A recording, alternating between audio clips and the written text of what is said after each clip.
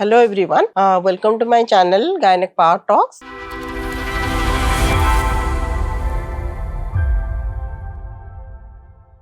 So today we'll be discussing about the common problems जो pregnancy में होता है, लाइक बैक पेन हो गया, आपका स्ट्रेच मार्क्स हो गया, जो कि लोगों को बहुत कंसर्न रहता है कि उसको कैसे प्रिवेंट किया जा सकता है, बैक पेन क्यों होता है, ये बहुत सारा क्वेश्चन रहता है. So first I will be discussing about the stretch marks. Stretch marks inevitable है या नहीं है, क्योंकि हम लोग को बहुत डिपेंड करता है upon the elasticity of the skin.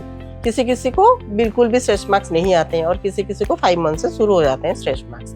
It depends upon the elasticity of the women. जो आपका एब्डोमेन का जो स्किन है इलास्टिसिटी के ऊपर ये डिपेंड करता है. तो हम लोग क्या कर सकते हैं उसको प्रिवेंट करने के लिए? It is inevitable. हम लोग उसको बोलते हैं दिस इज बेबीज ड्राइंग. ये ड्राइंग जो है दिस इज परमानेंट. तो डिलीवरी के बाद क्या होता है कि ये आपका 1.5 महीने 2 महीने के बाद थोड़ा सा हल्का हो जाएगा, बट स्टिल इट परसिस्ट. तो इसलिए बोलते हैं these are the permanent marks. तो हम लोग उसको कैसे प्रिवेंट कर सकते हैं? तो प्रिवेंट करने के लिए फर्स्ट चीज is you have to take adequate water. Hydration maintain होना जरूरी है and to keep the skin well moisturised. तो उसको हम लोग कोकोनट ऑयल वगैरह लगा सकते हैं, बायो ऑयल आता है वो लगा सकते हैं, एंड जो क्रीम्स मार्केट में आते हैं विथ इंटेंस मॉइस्चराइजिंग क्रीम्स वो लगा सकते हैं, so that the skin will be very much moisturised और उसको बहुत ज्यादा स्ट्रेस भी नहीं होगा और उसके अंदर स्ट्रेच मार्क्स भी नहीं आएंगे. But it is not absolutely preventable. आ जाते हैं और it is more during the late pregnancy. वो जो डार्क स्किन जिन लोग का होता है उन लोगों में स्ट्रेच मार्क्स जो है वो थोड़ा ज्यादा प्रोमिनेंट हो जाता है और ये आपका एक लाइन भी आएगा एब्डोमेन के बीच में, स्टार्टिंग फ्रॉम द वो आपके जो लोअर जो रिब केज के नीचे से लेके एकदम नीचे तक एब्डोमेन के एक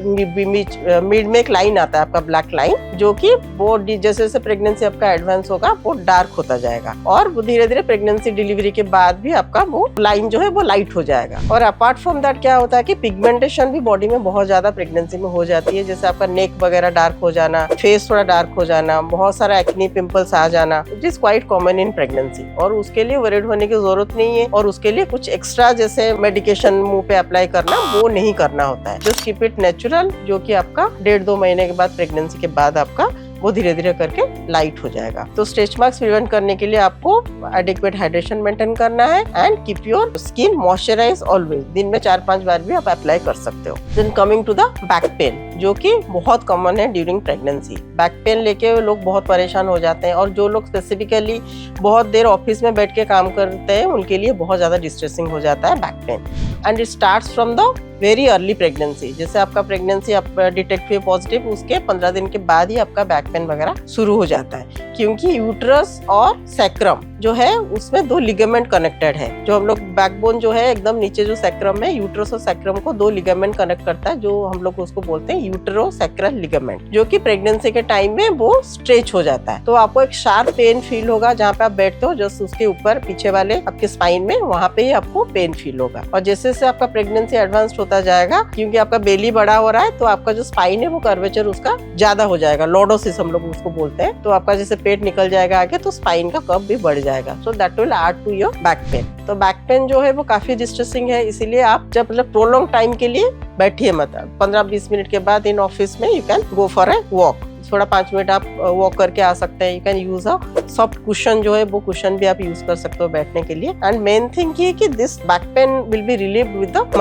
मसाज या एक्यूप्रेशर दे सकते हो. यू कैन अप्लाई एनाल्जेसिक्स, जो है आपको जो स्प्रे आता है, जो भी स्प्रे या एनाल्जेसिक जेल आता है वो आप अप्लाई कर सकते हो, and that is absolutely safe. और हॉट वाटर बैग के बारे में बहुत लोग पूछते हैं, जो कि हम लोग अप्लाई कर सकते हैं. हॉट वाटर बहुत ज्यादा हॉट नहीं होना चाहिए and don't use it for a prolong period. आप हॉट वाटर बैग भी यूज कर सकते हैं. और बहुत ज्यादा बैक एक हो तो कुछ एनाल्जेसिक जो कि safe in pregnancy, we can prescribe that also. And massage is the best one. आप मसाज ले सकते हो and keep your posture straight. आप जैसे बहुत जिन लोग का हाइट थोड़ा ज्यादा है वो बेंट हो जाते हैं, तो आपको बैक पेन की बहुत ज्यादा प्रॉब्लम रहती है, इसीलिए कीप योर पोस्चर स्ट्रेट. और जैसे आपको 7 मंथ ऑनवर्ड्स हो गया तो आपको फॉरवर्ड बेंडिंग वाला काम थोड़ा रिस्ट्रिक्ट करना चाहिए. फॉरवर्ड बेंडिंग जो है बहुत देर तक प्रोलॉन्ग फॉरवर्ड बेंडिंग, वो सारा चीज आपको अवॉइड करना है. और बैक पेन जो है वो डिलीवरी के बाद बहुत लोगों को रहता है कि डिलीवरी के बाद सी सेक्शन के बाद आपका बैक पेन रह जाता है, क्योंकि हम लोग वो जो एनेस्थीसिया दिया जाता है that is into the bone. तो दैट इज एब्सोल्युटली मतलब it is a myth. Fact है कि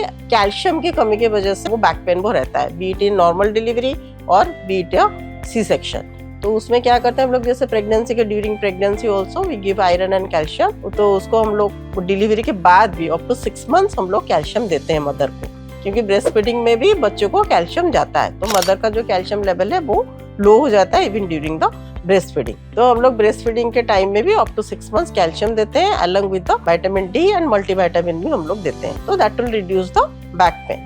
एंड डिलीवरी के बाद भी जब आप फीडिंग करा रहे हो, बच्चे को ब्रेस्ट फीडिंग करा रहे हो, तो कीप योर पोस्चर स्ट्रेट। बहुत लोग कंप्लेन करके आते हैं कि डिलीवरी के बाद मैडम इतना ज्यादा बैक एक हो रहा है कि हम लोग उठ नहीं पा रहे हैं, सीधा खड़े नहीं हो पा रहे हैं, तो that is because of the faulty posture. तो आप जब बच्चे को ब्रेस्ट फीडिंग करा रहे हो तो बच्चे को पोस्चर के साथ हम लोग करेक्ट पोस्चर बताते हैं कैसे फीडिंग किया जाता है, तो you have to maintain that posture.